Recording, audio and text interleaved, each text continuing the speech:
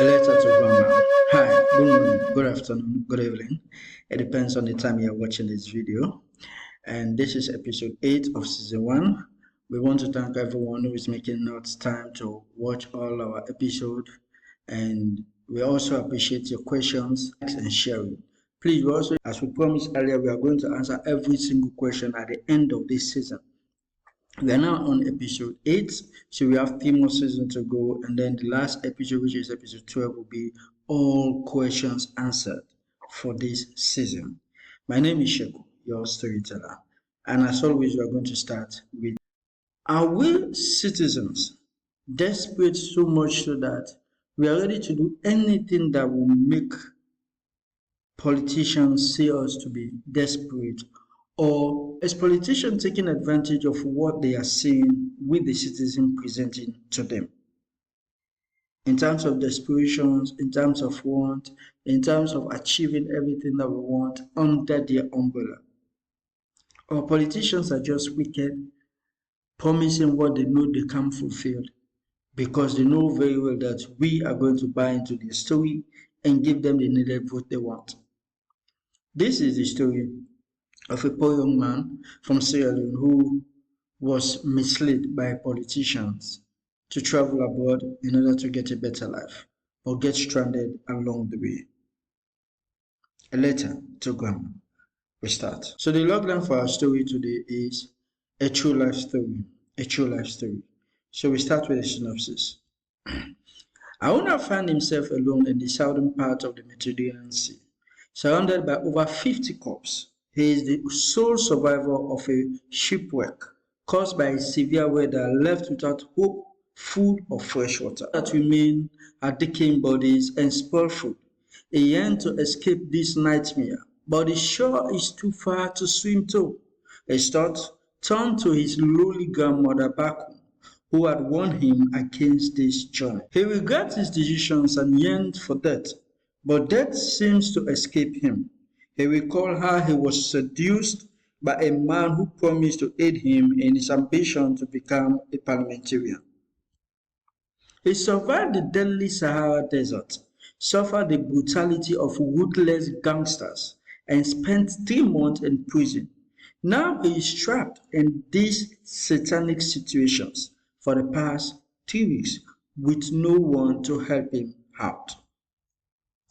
Back in the village of Kent, his grandmother wondered about how long he has been away from his homeland in pursuit of a better life in a foreign land. It has been over 3 years since he left his birthplace for a foreign land in search of a better life, and yet there has been no message from him over 2 years, and she wondered if he is still alive or dead. In her humble home, Mama Sayo felt betrayed for allowing an only grandchild to venture into the unknown land, despite their poverty and lack of possessions. They managed to survive on the little they had as a family. She was able to send him to school until he graduated from the university with honor in economics. In this despair, Aruna spoke to his grandmother through the wind, pleading for her forgiveness and seeking ways to be saved. He told her that even though he wanted to leave, return home one day, and lift the family out of poverty, his current circumstances do not permit him to do so. The suffering and pain are too much for him to bear, and he can no longer endure them. But he promised to be with her in spirit and to provide the best he can for her on this earth. With tears in his eyes, Aruna's word touched Mother Nature, and a letter from his spoken word reached the very soul of his grandmother, Mama Sayo. Her spirit was restless, haunted by thought of her grandson, after a dream was sent to her about him pleading for help in a disturbing manner. This was not just any dream, but a warning and a call for help from her own blood. And remember a man who claimed to help the youth in what he called human capital to a foreign land, so he could become popular and win the next election as MP. His missions and plan worked out perfectly, and he became the MP he inspired to be. However, he was a deadly human trafficker who made his money through killing and selling human parts and also prostitutions. The next day, Mama Sata went to the house of this man to ask about her child and what was happening to them. His security did not allow her to see him. She left heartbroken and in pain. The spoken words of her grandson echoed in the mind. She felt compelled to help him at once, so she left for the famous home of Ku, the gods of justice and supreme deity of the Sanda and the mountain of Kambia. Sanda and the mountain of Kambi. She arrived safely and was welcomed with open arms. She met with Balia, the humble servant of Ku, who told her that her grandson is alive, but in a very distressful state, and only her soul could save him wherever he is now. Through the great lens of Ku, she was shown her grandson's present condition, which was terrible to say the least. She wept and wished to do something to save him.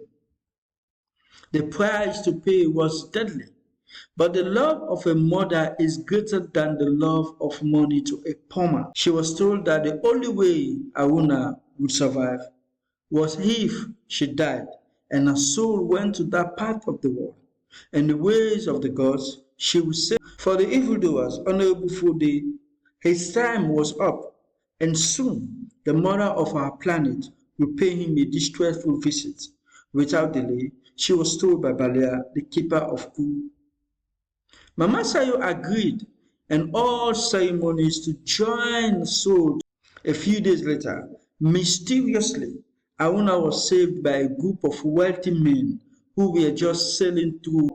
Aruna was brought to Milan, the capital of Italy, and his life changed for good as he was employed by a multinational company with very good pay. Honorable Fode later had a terrible accident and died in a painful death at the hospital after he confessed how he made his money. His body was refused rest in the land of his birth and was thrown into the sea. As his people demand, no one mourned him or paid any form of respect as others before him.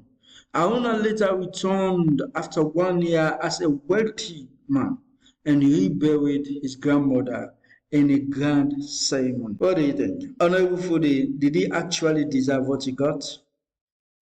Got in a terrible accident and died in the hospital after confessing to his crime. Do you think Mama Sata was the one who actually saved Aruna at the IC? Or it was the God, Ku, the gods of justice, who went to him? Bye. Love you. See you next week.